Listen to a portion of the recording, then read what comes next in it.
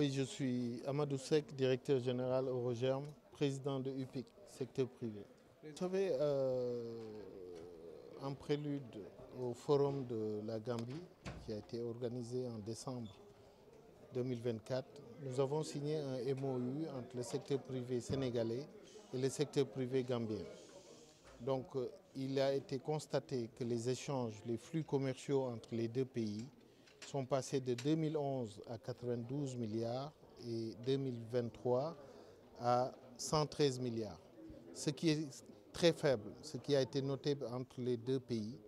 Et l'objectif de cet accord, ce MOU entre les deux secteurs privés, est de fluidifier les échanges commerciaux entre les deux pays par revoir toutes les difficultés et lever toutes les entraves tarifaires et non tarifaires.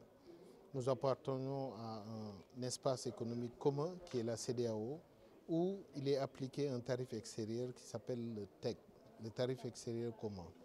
Donc nous allons ensemble réfléchir entre les deux secteurs privés pour fluidifier les échanges commerciaux et apporter plus de dynamisme entre la coopération entre les deux pays.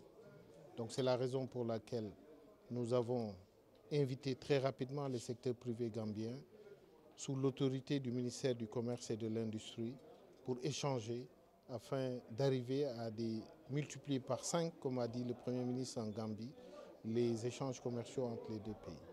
Mais quels sont les obstacles aujourd'hui? Mais on l'a dit, les obstacles sont multiples.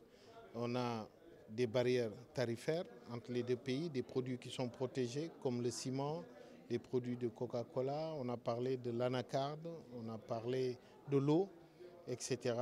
Donc il y a des obstacles au niveau des frontières, beaucoup de goulots d'étranglement, les camions n'arrivent pas à traverser facilement. Donc ce sont autant d'obstacles que si on en discute, nous pouvons facilement trouver des solutions.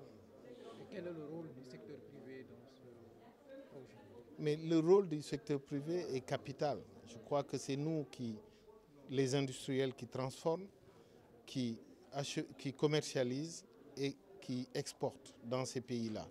Donc sans le secteur privé, les échanges commerciaux entre les deux pays ne peuvent pas être concrétisés. Donc nous sommes au cœur du processus, c'est la raison pour laquelle nous avons été interpellés par le Premier ministre et le vice-président Mohamed Diallo pour travailler, dynamiser. Et je l'ai dit tout à l'heure, le secrétariat permanent qui ne s'est pas réuni depuis 2011 a été réactivé, doté de moyens conséquents pour pouvoir travailler à cette fluidification.